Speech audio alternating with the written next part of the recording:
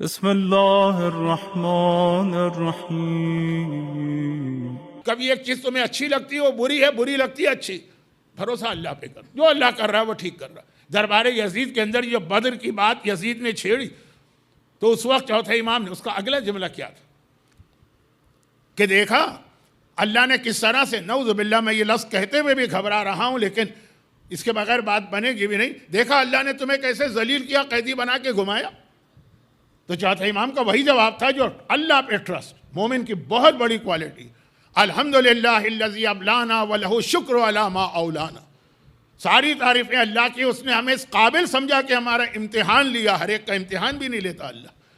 وَلَهُ الشُّكْرُ عَلَى مَا أَوْلَانَا، اور تمام شکر اس پروردگار کا جس نے ہمیں یہ نعمت عطا کی۔ دین خدا کے لیے قید ہونا نعمت ہے، راہ خدا میں سر دینا نعمت ہے۔ یہ اللہ پہ ٹرسٹ۔ کسی کا جوان بیٹا مارا جائے اور کہے کہ میں اللہ کا شکر ادا کرتا ہوں، ایک آرٹیفیشل طریقے سے کہنا الگ بات ہے، دل کی گہرائی سے تو اللہ پہ مکمل بھروسہ، یہ مومن کی سب سے بڑی خاصیت۔ اچھا، چوتھے امام کے حوالے سے اہم ترین میسج ہمارے پاس دعا کا آتا ہے، کہ صحیفہ کاملہ، ایک نہج البلاغہ، ایک صحیفہ کاملہ، معصومین کی دو ہی کتابیں تو ہمارے پاس ہیں۔ قرآن تو اللہ کی کتاب ہے نا، نہج البلاغہ مولا کا کلام ہے، صحیفہ کاملہ مولا کے پوتے علی ابن الحسین کا کلام ہے، پوری صحیفہ کاملہ دعا ہے نا۔ تو چوتھے امام کے حوالے سے دعا، اس میں میں آ رہا ہوں کہ کیوں، وائی، اس میں آ رہا ہوں، لیکن میں بات کر رہا ہوں کہ دعا کی تو بیسک فلسفی اور لاجک کیا ہے اللہ پہ بھروسہ۔ تمہارا کام ہے دعا کرنا، قبول کرے کہ نہ کرے وہ اس کا کام ہے، وہ قبول کرے گا، لیکن یہ دیکھ کر کے تمہارے لیے کیا بہتر ہے، کس ٹائم پہ یہ دعا قبول ہونی چاہیے۔ جو عام طور پہ میں خطبہ پڑھتا ہوں، 4 دن سے میں نے چینج کیا، لا حول ولا قوت الا باللہ وتوکلت علی الحی الذی لا یموت۔ میں نے اللہ پہ ٹرسٹ کیا، ترجمہ اس اللہ پر جس کو موت نہیں آتی۔ دیکھیں ٹرسٹ کا بھی ایک بہت بڑا مسئلہ ہے۔ اب آج کل تو بہت ڈاکومنٹیشن ہوتی ہے، مثلا آپ نے کسی کو قرضہ دیا، کسی کو پتہ ہی نہیں وہ مر گیا، اب آپ کیا کریں گے؟ آپ نے کسی پہ ٹرسٹ کر کے کوئی کام شروع کیا، اس نے کہا میں ریوارڈ دوں گا، آپ گئے مر گئے، پتہ چلا مر چکا، اس کا بھی کوئی قصور نہیں ہے، لیکن آپ تو خالی ہاتھ ہو گئے نا۔ واقعہ یاد ہے نا وہ جو میں مدینے کے اندر جو میرے ساتھ عمرے پہ گئے ہیں ان کو ایک زیارت نہیں کراتا ہوں مقام بدا کی، جہاں اب تو سعودی حکومت نے بورڈ بھی لگا دیا، پہلے تو لوگ میری بات پہ یقین نہیں کرتے تھے۔ وہ ایک زیارت کراتا ہوں، ایک پہاڑ تھا جس پہاڑ سے مولا نے ابو زمزام وہ آدمی جو مولا نے اس کو 100 اونٹ پہاڑ سے نکال کے دیے تھے، اس کا یہی واقعہ تو تھا۔ یا رسول اللہ اگر میں اپنے قبیلے کو مسلمان کروں تو آپ مجھے کیا دیں گے؟ کہا 100 اونٹ دوں گا، جو عرب میں سب سے بڑا انعام، جیک پاٹ جسے آپ کہتے ہیں۔ بڑی محنت کی اس نے۔ کسی آدمی کو عقیدہ بدلنا آسان نہیں ہوتا، اتنا کنونس کرنا، پوری قوم خاص طور پر۔ جب مدینے آیا پتہ چلا رسول خدا کی تو ڈیتھ ہو گئی، اب میں کیا کروں؟ میں نے اتنی محنت کی ہے، رسول نے وعدہ کیا تھا مجھ سے، وعدہ کہ پورا واقعہ میں نہیں پڑھ رہا ہوں کیونکہ ٹائم بھی نہیں ہے، آج کا موضوع بدل جائے گا، لیکن آخر میں یہی جملہ ہے نا کہ اس نے کہا اچھا رسول تو چلے گئے تو کوئی تو ہوگا نا رسول کا سکسیسر جو ان کے وعدے پورا کرے گا، یہی کام ہوتا ہے سکسیسر کا۔ ایک حکومت اگر کوئی کمٹمنٹ کرتی ہے، چینج ہو جائے، نئی حکومت اس کو آنر کرتی ہے۔ سینٹرز میں یہی ہوتا ہے۔ وہی ہم سے کسی نے وعدہ لیا کہ آپ کو مجلس پڑھنا ہے، جیسے میں نیکسٹ ایئر جا رہا ہوں ٹورنٹو میں پہلا اشرا پڑھنے کے لیے، کتنا 5 سال پرانا 10 سال پرانا وعدہ ہے، کمیٹیاں چینج ہو گئی، مگر نئی کمیٹی آئے گی، پرانی کی جگہ تو وہ سارے جتنے پرانی کمیٹی نے وعدے کیے وہ اس کو آنر کرے گی نا۔ تب اس نے کہا رسول کی جگہ کوئی تو ہوگا نا، گئے تو اس نے تو منع کر دیا، کہا کوئی پروف، کوئی ڈاکومنٹ، کوئی گواہ، کوئی وٹنس، کا کچھ نہیں ہے، میں تو رسول کو صادق سمجھ کے ان کی بات مان لی تھی۔ تو کہا نکلو یہاں سے، ایسا ہمارے کی بات پہ یقین کرنے لگے تو ہم حکومت کر چکے، ایک طرح جوتے مار کے نکال دی۔ وہ روتا ہوا نکلا اور ایک ہی جملہ کہہ رہا تھا، بالکل صحیح جملہ تھا، یا وہ رسول غلط ہے، کھوٹا ہے، یا یہ آدمی کھوٹا ہے جو کہہ رہا ہے کہ میں رسول کا جانشین ہوں، یا وہ رسول سچا نہیں ہے یا یہ سچا نہیں۔ پھر وہ سلمان مل گئے، کہا کہ کوئی بات نہیں، روتے ہوئے آئے ہو نا، کوئی بات نہیں، کیونکہ یہ وہ دربار ہے جہاں رسول کی اپنی بیٹی کو رلا کے باہر بھیجا گیا. اور پھر سلمان لے کے مولا کے پاس گیا اور مولا نے کہا کہ ہاں مجھے معلوم ہے کیا وعدہ تھا. تو خلاصہ یہ ہے کہ ٹرسٹ جب آپ کسی پہ کریں تو یہ بھی تو ہے نا کہ وہ آدمی اپنا وعدہ پورا کر سکے. کائنات کا ہر شخص آپ سے وعدہ کرے بالکل گڈ فیتھ وہ 100% اپنا وعدہ پورا کرے گا, مر گیا, کوئی پروف نہیں. اب کتنے واقعات ہیں نجف کے, وادی السلام قبرستان کے. کسی نے کسی کے پاس امانت رکھوائی اور وہ مر گیا, اب اس کی امانت ضائع ہو گئی. وادی السلام میں گیا, مولا کے روضے پہ گیا, میں تو پڑھتا ہوں اپنی شب جمعہ کی مجالس میں, ایک سلسلہ مر گیا. مرنے والے کا بھی کوئی قصور نہیں, اور یہ آدمی جس کی امانت ضائع ہو گئی اس کا بھی کوئی قصور نہیں. تو یہ ہو جاتا ہے نا. کہا نہیں, بھروسہ کرو اس اللہ پہ. کون اللہ؟ توکلت علی الحی الذی لا یموت, اس اللہ پر جو ہمیشہ زندہ رہے گا, اس کو کبھی موت نہیں آئے گی. یعنی وہاں 100% شیورٹی ہے کہ جو اس پہ بھروسہ کرے گا اس کو ملے گا. ایسا نہیں ہے کہ نعوذ باللہ کبھی اللہ مر جائے. حضرت موسیٰ سے یہی تو اللہ نے کہا تھا نا کہ جا کے 4 پیغام دے دو اپنی امت کو, جن میں پہلا پیغام یہ تھا کہ جب تک کہ میری موت کی نیوز نہ آئے صرف مجھ پر بھروسہ کریں, کسی اور پہ نہ کریں. ہاں کبھی آ گئی کوئی بریکنگ نیوز, کسی چینل نے خبر دے دی, واٹس ایپ میں آ گئی خبر کہ آج اللہ کا انتقال ہو گیا ہے, کل اتنے بجے نماز جنازہ ہوگی, نعوذ باللہ, تو الگ بات. اچھا, اب یہ جو میں نے خطبہ 4 دن سے پڑھا تھا, یہ خطبہ پارٹ ہے اس دعا کا جو امام زمانہ نے اپنے ایک نائب کے تھرو شیخ عباس قمی کے دادا استاد کو بتائی تھی. شیخ عباس قمی ایک بہت بڑا نام ہے. مفاتیح الجنان, اقبال صاحب یہاں مفاتیح الجنان لوگ جانتے ہیں؟ جانتے ہیں. مفاتیح ایک ایسی کتاب ہے کہ میں اکثر کہتا ہوں مفاتیح الجنان یہ وہ کتاب ہے کہ اگر آپ کسی مرجع کے بیڈ روم میں بھی جائیں گے تو قرآن کے ساتھ یہ کتاب رکھی ہوگی. معصومین کے حرم میں جائیں گے, قرآن شاید کم نظر آئے, مفاتیح آپ کو زیادہ نظر آئی.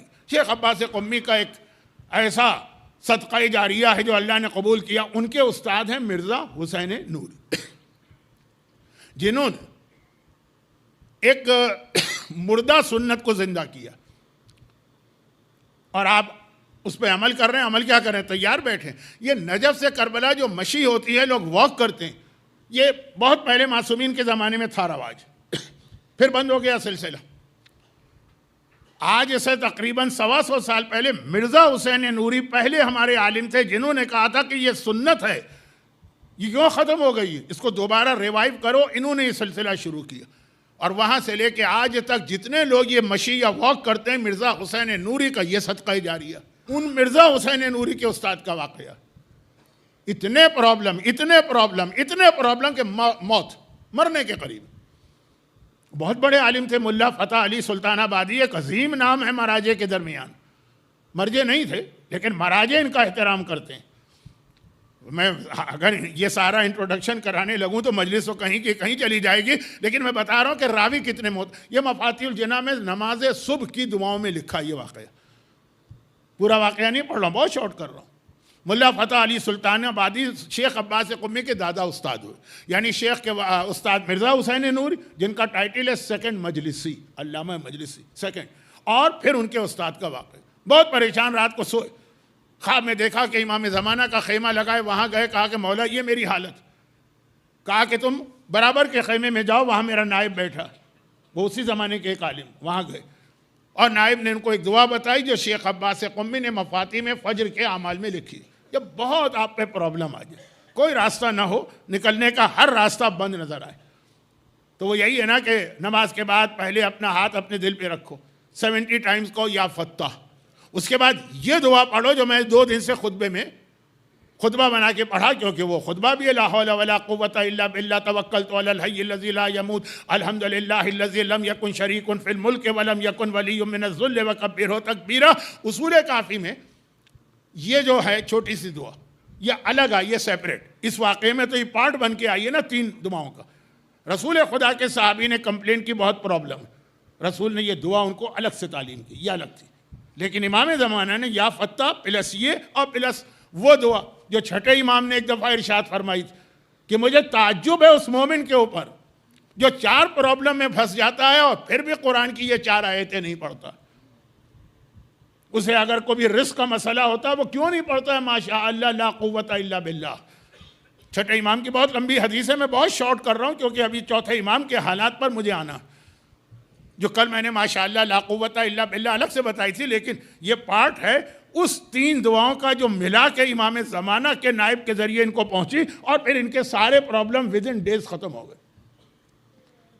اور چھٹے امام کی دعا میں تو، چھٹے امام کے فرمان میں تو ہر آیت کے ساتھ اس کا رزلٹ بتایا، کہا کہ روزی کی رزق کی پریشانی کیوں یہ نہیں پڑھتے، کیونکہ اس کے فوراً بعد خدا نے کہا وَعَسَىٰ رَبِّي أَن يُؤْتِينَا خَيْرًا، بہت جلد اللہ تمہیں بہت ہی خیر و برکت عطا کرے۔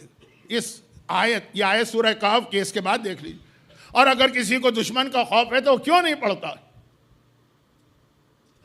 حسبنا اللہ ونعم الوکیل، کیونکہ اس کے فوراً اللہ نے کہا فانقلبوا بنعمت من اللہ، جنہوں نے یہ دعا پڑھی اللہ نے نعمتوں کی بارش ان پہ کر دی۔ اور اگر کسی کو پریشانیاں ہیں تو کیوں نہیں پڑھتا ہے سبحانک لا الہ الا انت انی کنت من الظالمین، کیونکہ اس کے فوراً بعد قرآن نے کہا فاستجبنا له ونجیناہ من الغم وکذالک ننجی المؤمنین۔ امام ہر دعا، ہر آیت کے ساتھ بتا رہے ہیں اس کے ساتھ کون سی آیت۔ اور اگر کبھی ظالم حکمران تلوار لے کے کھڑا ہے کیوں نہیں پڑھتے وفوض امری الی اللہ ان اللہ بصیر بالعباد، کیونکہ فوراً قرآن نے کہا فوقع اللہ سیئات ما مکروا، اللہ نے اس آدمی کو ظالموں سے بچا لیا۔ تو اب یہ جو ایک الگ حدیث، یہ ایک الگ حدیث، وہ توکلت علی الحی الذی الگ حدیث، وہ رسول کی ہے، یہ امام کی ہے۔ رسول کا لقب بھی صادق ہے، اس امام کا لقب بھی صادق ہے جن کی حدیث، دونوں صادقین کو ملا کر امام زمانہ نے یا فتح، فتح کے معنی راستہ کھولنے والا۔ آپ عرب دنیا میں جاتے ہیں، عمرے پہ جاتے ہیں، زیارت پہ جاتے ہیں، جہاں آپ کے یہاں انگلش میں بورڈ پہ لکھا ہوتا ہے مثلا پش، وہاں لکھا ہوتا ہے افتے، کھل جائے گا دروازہ۔ تو اب یہ 3 چیزیں، یہ ہمیں یہ دعائیں بتائی جا رہی ہیں کہ جو تمہارے پرابلم ہوں گے، لیکن بات یہ تھی کہ جو بیچ والی دعا ہے اس میں میسیج ہے توکلت علی الحی الذی، بھروسہ کر کے دیکھو اس اللہ پر جسے موت نہیں آئے گی، جو وہ تمہیں دینا چاہے گا۔ کبھی ایسا نہیں ہے کہ تم کہو کہ بھائی اگر میں اللہ پہ بھروسہ بھی کروں وہ کل مر گیا تو میں کہاں جاؤں گا، دنیاوی معاملات میں ہوتا ہے نا۔ تو چوتھے امام نے کہا مومن کی سب سے بڑی کوالٹی ہے، پھر کہا جس طرح ہم ہر مسئلے میں اللہ پہ بھروسہ کرتے، جوان بیٹے کا لاشا اٹھتا ہے اللہ پہ بھروسہ، ششماہے کا گلا چھنتا ہے اللہ پہ بھروسہ، گھر والوں کی چادر چھنتی ہے اللہ پہ بھروسہ، گلے میں توق، ہاتھوں میں ہتھکڑی آتی ہے اللہ پہ بھروسہ۔ الحمدللہ الذی ابلانا وَلَهُ الشُّكْرُ عَلَى مَا اولانا۔ چوتھے امام کا یہ چھوٹا خطبہ ہے جو یزید کے سامنے اس وقت ارشاد فرمایا جب یزید نے کہا دیکھا اللہ نے کیسے تمہیں نعوذ باللہ ذلیل کیا، کہا نہیں ذلیل نہیں کیا، اس نے ہمیں اس قابل سمجھا کہ ہمارا امتحان لیا۔ تو اپنی بھی سب سے بڑی خاصیت بتائی کہ ہم اہل بیت اللہ پہ مکمل بھروسہ کرتے، جو وہ کر رہا ہے ہمارے حق میں بہتر۔ خود امام، چوتھے امام کربلا میں بیمار، اللہ نے بیمار کر دی، بیماری اور ایسی بیماری، دوا بھی نہیں مل رہی ہے، غشی کے عالم میں ہے، لیکن بھروسہ تھا نا یہی بیماری اسلام کے لیے شفا یابی کا ذریعہ بن گئی کہ اگر امام بھی شہید ہو جاتے چوتھے امام تو کربلا کا واقعہ تو ہوتا، لیکن کربلا کے واقعے کے بینیفٹ امت تک نہیں پہنچتے۔ تو بار بار ہمیں روایتوں میں بتایا گیا۔ اب جیسے ابھی آج یہاں سفرہ تھا چوتھے امام کا، لاسٹ ایئر بھی میں اس سفرے میں شریک ہوا تھا، تو میں نے یہ عرض کیا تھا کہ چوتھے امام کا سفرہ مجھے نہیں پتا آپ لوگوں نے کیسے شروع کیا، کیوں شروع کیا، کہاں سے شروع کیا۔ یہ اٹلانٹا کے اندر ہے کہ یہ جمال پور تالپور میں بھی ہے، پتہ نہیں تاجپور، پتہ نہیں، مجھے نہیں معلوم، لیکن اتنا مجھے پتا ہے کہ اہل بیت کے گھرانے میں سب سے مشہور دسترخوان چوتھے امام کا تھا۔ کربلا سے آنے کے بعد 35 سال امام نے پورے مدینے کو صبح و شام دعوت دیتے تھے۔